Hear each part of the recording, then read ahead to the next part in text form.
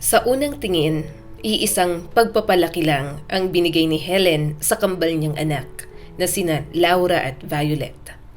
Pareho silang pinalaki ng may disiplina, pagmamahal at sapat na pag-aaruga. Pero habang tumatagal, unti-unting lumalabas ang malaking pagkakaiba ng kanilang pagkatao. Hindi sa itsura, hindi sa hilig, kundi sa kung paano nila tinitingnan ang buhay at ang sarili nilang ina. Si Laura, ang unang kambal ay lumaking makasarili, tuso at tamad.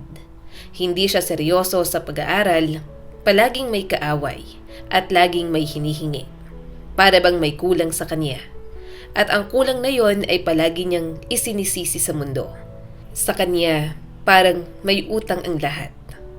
Samantala, si Violet, ang ikalawa naman ay kabaliktaran ng kapatid. Mahiyain, mabait, magalang at madaling pakisamahan. Mahusay siya sa eskwela at laging handang tumulong sa kanilang ina. Sa gawaing bahay man o kahit sa anong kailangan. Para kay Violet, ang responsibilidad ay hindi pabigat, kundi pasasalamat. Madaling araw pa lang, ramdam na ni Helen ang pagkakaiba ng dalawa. Isang hapon, nadatna na naman ni Helen ang pamilyar na eksena sa loob ng kwarto ng kambal. Si Violet, tahimik na nakaupo sa mesa, nakatutok sa kanyang workbook. Maayos ang paligid niya, ang mga libro ay nakaayos, ang lapis ay nasa lalagyan, at ang kama ay maayos na nakatupi ang kumot. Samantala, sa bahagi ni Laura, tila dinaanan ng bagyo. Nagkalat ang mga damit, may basura sa sahig, at ang kama ay gusot na gusot. Nakahiga si Laura doon, suot ang headphones, abalang-abala sa pagtatext sa kanyang cellphone. Tila wala siyang ibang iniisip, kundi ang sarili niyang kasiyahan. "Laura?" tawag ni Helen. Walang sagot. "Laura!" ulit niya at mas malakas. Wala pa rin. Ilang beses pa siyang tumawag bago tuluyang inalis ni Laura ang tingin sa cellphone at tumingin sa ina, halatang iritado. "Ano na naman, ma?" malamig niyang tanong. Huminga ng malalim si Helen at pilit pinipigilan ng inis. "Tumawag ang tutor mo," seryosong sabi ni Helen. "Isang linggo ka raw hindi pumapasok sa klase. Hindi ka ba nahihiya? Malaki ang binabayad ko ron. Paano ka makakapasok sa kolehiyo kung ganyan?" Padabog na umupo si Laura. "Ayoko namang mag-college, ma. Mag-aasawa na lang ako. Tapos, ganun lang. Tsaka boyfriend ko naman si Paul." Napailing na lang sa Helen, puno ng pangamba at pagkadismaya. Si Paul ang nobyo ni Laura. Nag-aaral bilang mekaniko. Hindi man tutol sa Helen sa propesyon nito, hindi rin niya gusto ang direksyon ng relasyon ni Laura at ni Paul. Pero para kay Laura, wala itong halaga. Basta gusto niya, yun na yun. "Paano ka mabubuhay?" mahinang tanong ni Helen. "Anong gagawin mo kung wala kang edukasyon?" Pero imbes na sumagot, iritable lang na iwinasiwas ni Laura ang kamay. Parang sinasabi na, "Tama na, ayoko nang marinig." Tahimik lamang si Violet sa gilid. Hindi siya nakialam. Alam niyang kahit magsalita siya, hindi rin siya pakikinggan ng kakambal. Lumipas ang ilang buwan, habang si Laura ay patuloy sa paglabas, kasiyahan at pag-iwas sa responsibilidad. Lahat ay ipinapasa sa balikat ng mabait niyang kapatid. Si Violet naman ay patuloy na nagsisikap. At dumating ang araw na nagbunga ang kanyang pagtsatsaga. Nakapasok siya sa isang prestihiyosong universidad. Nakakuha ng scholarship at kalaunan ay lumipat sa dormitory. Sa araw ng kanyang pag-alis, tahimik lang si Violet. May kaba, may lungkot, pero mas nangingibabaw ang determinasyon. Sa Helen, habang pinagmamasdan ng anak na papalayo, ay may halong tuwa at pangamba sa puso. Sa iisang bubong sila lumaki, pero malinaw na ang tatahakin nilang landas sa buhay ay magkaibang magkaiba. At dito pa lamang nagsisimula ang kwento. Ipinagmamalaki ni Helen si Violet. Sa bawat liham, Sa bawat tawag, ramdam niya ang pagsusumikap at kabutihang loob ng anak. Tahimik, marangal at may malinaw na direksyon ang buhay ni Violet. Isang bagay na nagbibigay liwanag sa puso ng isang ina na matagal nang nag-iisa. Ngunit ibang-iba ang takbo ng buhay ni Lara. Hindi nakapagtapos sa kolehiyo si Laura. Sa halip, tinupad niya ang plano niya. Nagpakasal siya kay Paul. Tahimik lang ang seremonya, walang engrandeng handaan, at higit sa lahat, hindi man lang niya inanyayahan ang sariling ina. Masakit yon para kay Helen, pero pinili niyang manahimik. Baka yun ang gusto ng anak ko, bulong niya sa sarili. Sa una, inakala ni Laura na magiging magaan ang buhay may asawa. Walang klase, walang responsibilidad, puro saya. Ngunit mabilis na bumangga sa realidad ang pangarap. Hindi kalakihan ang kinikita ni Paul. Nakatira sila sa isang maliit na inuupahang apartment. Siksikan, mainit, at nasa magulong bahagi ng lungsod. Araw-araw, naririnig nila ang sigawan ng mga kapitbahay, ang ingay ng kalsada at ang bigat ng kakapusan. At doon, nagsimulang magbago ang ihip ng hangin. Isang gabi, habang nagbibilang ng barya si Paul, bigla siyang nagsalita. Hindi ba malaki ang apartment ng nanay mo? Tanong niya kay Laura. At may bakasyunan pa kayo, di ba? Napakunot ang noo ni Laura. Oo, bakit? Sayang, sagot ni Paul. Mag-isa lang naman siya ron. Kung ibebenta niya yon, makakabili tayo ng disenteng bahay. Hindi lang tayo, pati si Violet. May mapupuntahan. Lahat panalo. Sa una, nag-alinlangan si Laura. Pero araw-araw, paulit-ulit itong binabanggit ni Paul. Sa almusal, sa hapunan, bago matulog. Unti-unti, tumimo sa isip ni Laura ang ideya. Bakit nga ba hindi? Tanong niya sa sarili. Ina ko naman siya. Hanggang sa isang araw, nagpa siya si Laura na puntahan ng ina. Tahimik ang hapon, umuulan ng bahagya. Sa kusina, nagkaharap sila ni Helen. May tasa ng kape sa gitna. Ma, mahinahong panimula ni Laura, pilit pinapabait ang tono. Kailangan mo kaming tulungan para makabili kami ng sarili naming bahay. Natigilan si Helen, parang may malamig na tubig na ibinuhos sa kanya. Anong ibig mong sabihin? Tanong niya at nanginginig ang boses. Kung ibibenta mo yung apartment at yung bahay bakasyunan, dugtong ni Laura. Makakatulong yun sa amin para sa kinabukasan, para sa magiging mga anak namin. Biglang tumigas ang mukha ni Helen. Hindi, mariin niyang sagot. Hindi ko ibebenta ang pinaghirapan ko. Nanlaki ang mata ni Laura. Ma, gusto mo bang lumaki ang magiging mga apo mo sa kahirapan? May himig ng panunumbat sa kanyang boses. Samantalang ikaw, mag-isa ka lang dito sa malaking apartment? Tumayo si Helen. Sa unang pagkakataon, tumaas ang kanyang boses. Pinalaki ko kayong dalawa ng mag-isa. Walang asawa, walang umaalalay. Kaya kung gusto mong magkaanak, magbigay ka ng kinabukasan sa kanila gamit ang sarili mong lakas. O huwag kang mag-anak. Tumahimik ang silid. Walang salitang binitiwan si Laura. Tumayo siya, naglakad palabas, at malakas na isinara ang pinto. Isang tunog na parang hiwa sa puso ng isang ina. Lumipas ang mga araw at sa katahimikan ng gabi, unti-unting kinain ng konsensya si Helen. Anak ko pa rin siya, bulong ng puso niya. Kahit masakit, nanay pa rin ako. Sa huli, gumawa siya ng desisyon na hindi niya inakala na gagawin niya. Ibinenta niya ang apartment. Mula sa napagbilhan, naglaan siya ng malaking halaga para sa 2 anak. Masayang-masaya si Laura nang matanggap ang pera. Parang matagal na niyang inaasahan yon. Samantalang si Violet, matagal pang tinanggihan ng alok. Kailangan pa siyang kumbinsihin ng kanyang ina. Para sa iyo rin yan, anak, sabi ni Helen.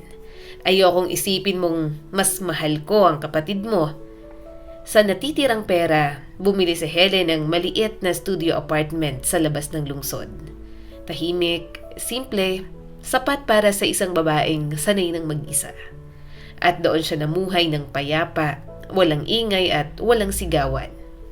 Hanggang isang araw, may kumatok sa kanyang pinto. Pagbukas niya, nandoon si Laura. Ngayon, iba ang itsura ng anak. Malumanay ang boses, may pilit na ngiti sa labi. Sa kamay niya, may dalang cookies para sa kape. Mahinhin niyang sabi. Dumaan lang ako. Napangiti si Helen, pero may kung anong bigat sa dibdib niya. Hindi nagtagal, lumitaw rin ang tunay na dahilan ng biglang lambing na yon. At doon, muling susubukin ang puso ng isang ina. Tahimik ang loob ng maliit na studio apartment ni Helen nang marinig niya ang mabigat na buntong hininga ng kanyang anak. Kailangan namin ng tulong mo. May kaba sa boses ni Laura. Hindi na ito ang lambing na dala niya noong may cookie siyang pasalubong. Ito'y lambing na may kasamang pag-aalinlangan. Gusto sana naming kumuha ng housing loan, patuloy ni Laura. Pero hindi kami pinayagan ng bangko. Sales lady lang kasi ako at si Paul natanggal sa trabaho. Inakusahan siyang nagnakaw. Hindi naman niya ginawa May nag-frame lang sa kanya pero wala kaming ebidensya. Napatingin sa Helen sa anak. May kung anong bigat sa kanyang dibdib. At paano kita matutulungan? Tanong niya, halatang nag-iingat. Nagliwanag ang mga mata ni Laura. Ikaw ang maging guarantor namin, Isang pirma lang at isasanglang apartment mo bilang security. Parang may kumalabog sa dibdib ni Helen. Laura, mahinahon pero matatag niyang sabi. Binigyan na kita ng sapat na pera noon. Huminga siya ng malalim bago nagpatuloy. Tingnan mo si Violet, dagdag niya pa. Matagal na siyang kumuha ng sariling loan. Nag-aral siya, nagtrabaho, nagsikap. Kinaya niya. Hanggang ngayon, patuloy siyang lumalaban sa buhay. Ngunit gaya ng dati, may sagot si Laura sa lahat. Si Violet? Irritableng sabi niya. Wala nga siyang personal na buhay.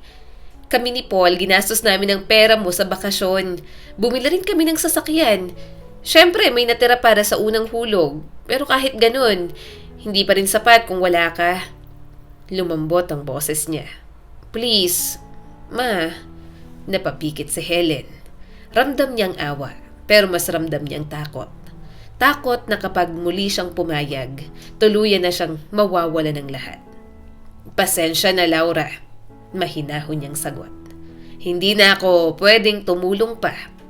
Biglang nagbago ang mukha ng kanyang anak. Di kalimutan mo na lang ako, sigaw ni Laura. At huwag ka nang magpakita sa buhay ko kahit kailan. At bago pa makasagot sa Helen, mabilis na lumabas si Laura. Malakas na isinara ang pinto at iniwan ang katahimikang mas masakit pa sa sigawan. Mula noon, hindi na muling nagpakita si Laura. Walang tawag, walang sulat, walang balita. 15 taon ang lumipas. Ang tanging liwanag sa buhay ni Helen ay ang pamilya ni Violet. Matapos ang kolehiyo, nakapasok si Violet sa isang malaking advertising company. Doon niya nakilala si Tomas, isang lalaking marespeto, responsable at mapagmahal. Nagpakasal sila at hindi nagtagal, biniyayaan ng 2 anak na lalaki. Ibinenta ni na Violet at Tomas ang kani-kanilang apartment at bumili ng bahay sa labas ng lungsod. Maluwag, tahimik at puno ng tawanan ng mga bata. Madalas din bumisita ang mga apo sa kanilang lola. May dalang ingay, halakhakan at saya. At ngayon, papalapit na ang kaarawan ni Helen. Plinano niyang ipagdiwang yon kasama ang kanyang pamilya. Simple lang pero puno ng pagmamahal.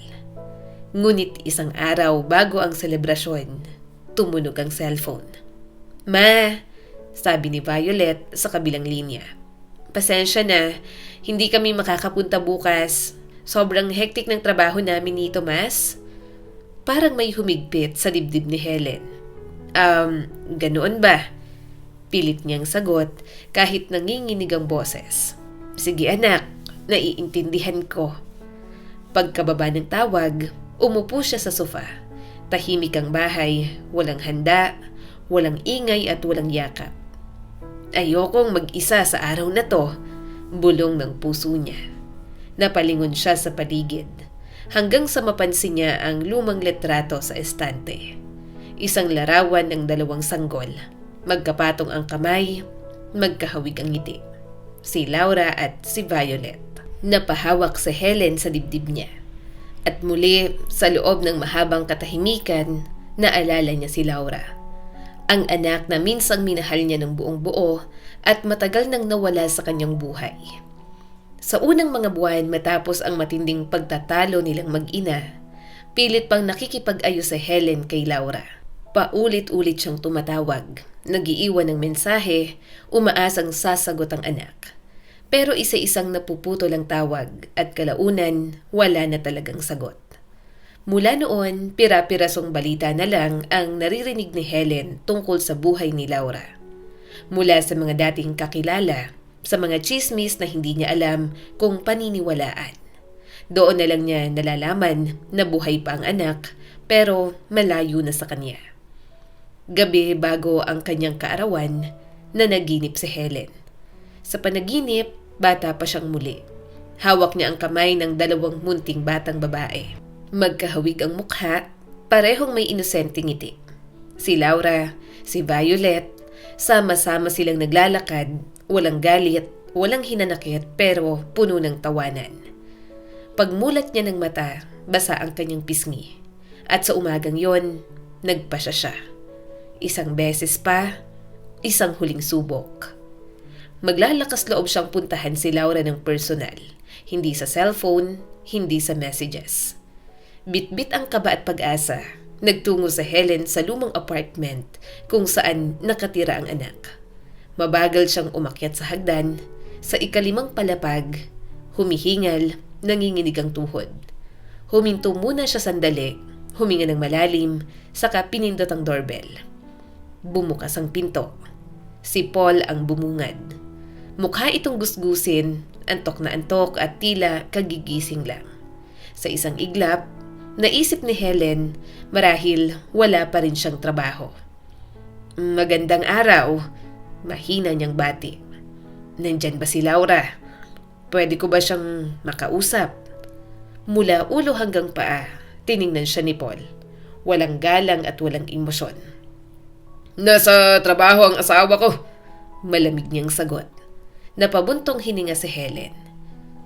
Kaarawan ko kasi ngayon, mahina niyang sabi. Naisip ko lang, baka pwede kayong dumaan mamaya.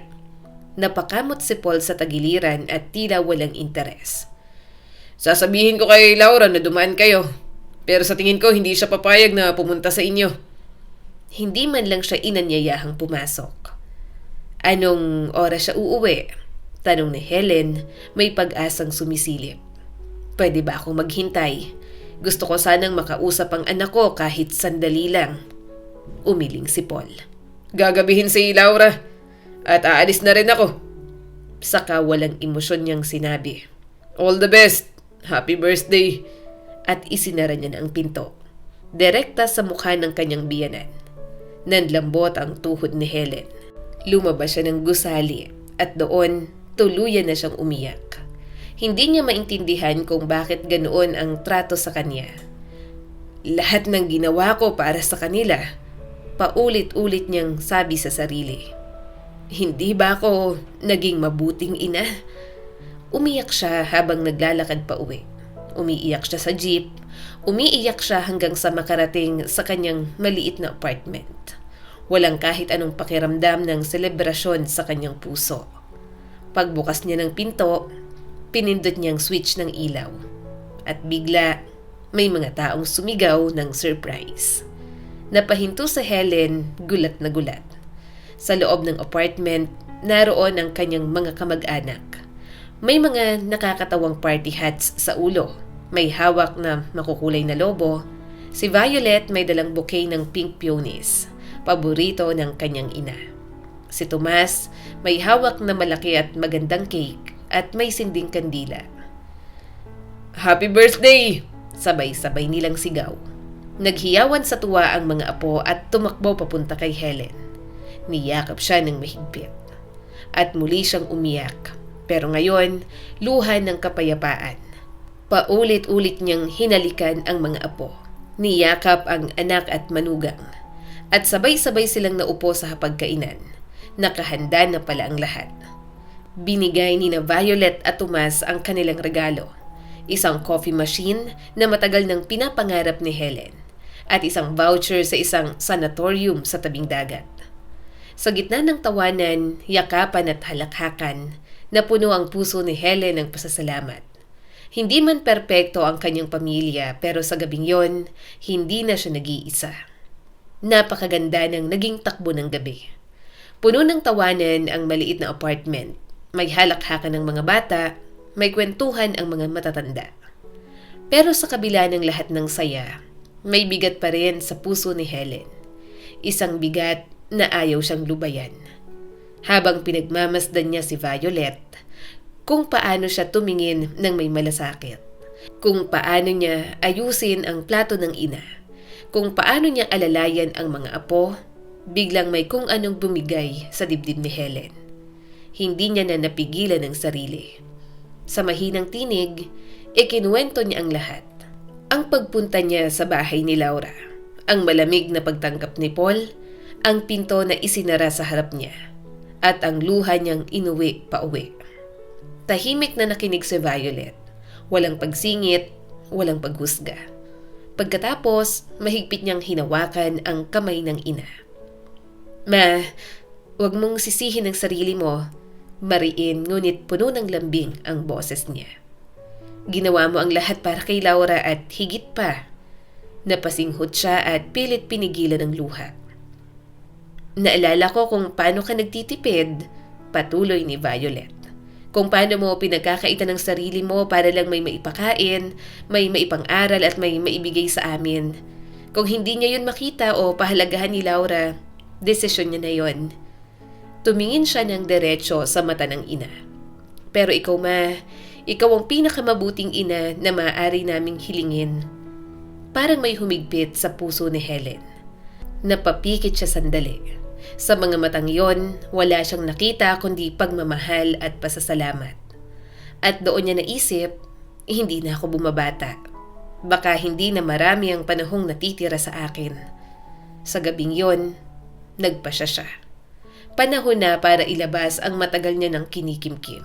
Panahon na para gumaan ang kanyang kaluluwa. "Violet," mahina niyang panimula. "May sasabihin ako sa'yo." Biglang tumahimik ang paligid, para bang huminto ang oras. "Maraming taon nang nakalipas," patuloy ni Helen at nanginginig ang tinig. "Nanganak ako ng isang bata." Nanlamig ang pakiramdam ni Violet. "Habang nasa kwarto ako sa ospital," sabi ni Helen, "may narinig akong nakakawasak pusong iyak ng sanggol mula sa katabing silid." Napahinto siya sandali, tila binabalikan ng alaala. Sumilip ako noon, at ang nakita ko ay isang munting sanggol na babae. Walang katabi, walang umaalo. Dahan-dahan niyang pinunasan ang mata. Nilapitan ko siya, kinuha ko siya sa aking mga bisig, at bigla siyang tumahan. Napakaliit niya, napakahina, nakakaawa. Napalunok si Violet. May kutob na siya pero ayaw niyang paniwalaan. "Tinawag ko ang nurse," dugtong ni Helen. "Hinanap ko ang nanay ng bata. Pero doon ko nalaman na tumakas na ito at iniwan ng sanggol." Tahimik na tumulo ang luha sa pisngi ni Violet. "Dadalhin na sana ang bata sa ampunan," halos pabulong na sabi ni Helen. Napakapit si Violet sa braso ng ina. "Sa mga sumunod na araw, bago ako makauwi, palagi kong binibisita ang sanggol. Pinapasusok ko siya dahil marami akong gatas. Inalagaan ko siya at minamahal." Napailing si Helen at may halong ngiti at sakit. Hanggang sa dumating ang araw na hindi ko na siya kayang iwan. Minahal ko siya gaya ng sarili kong anak. Tahimik na umiyak si Violet. At kaya, dagdag ni Helen, nanginginig na ang tinig. Kinausap ko ang head doctor. Pinakiusapan ko siya na gawa ng papeles na parang kambal ko siyang ipinanganak.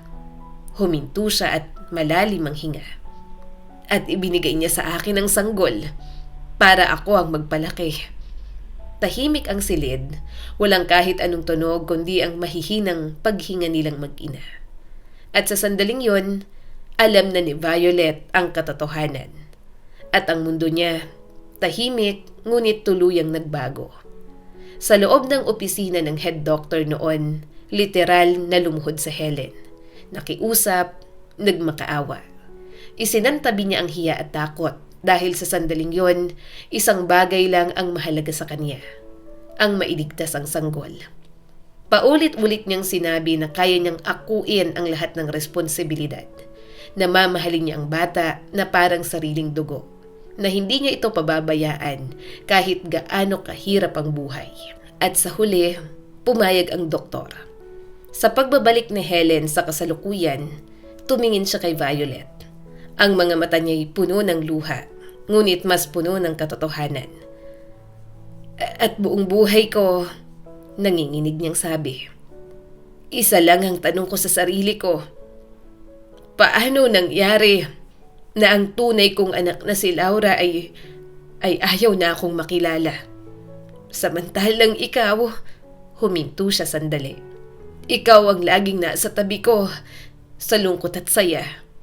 Napapikit sa Helen, huminga siya ng malalim at pinahid ang mga luha. Patawarin mo ko, kung ngayon ko lang sinabi ang lahat ng ito, mahinahon niyang dagdag. Pero gusto kong malaman mo, wala na akong mas mahal at mas malapit pa sa'yo. Tumingin siya kay Violet, diretso sa mga mata nito. Sa unang pagkakataong nakita kita, alam ko agad, ikaw ang munting batang babae ko. Sabi niya, nangingiti sa gitna ng luha.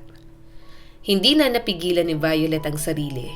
Umiyak siya hindi dahil sa sakit, kundi dahil sa pagmamahal. Mahigpit niyang niyakap ang kanyang ina. Hinalikan niya ang mga uban sa buhok nito at marahang ibinulong.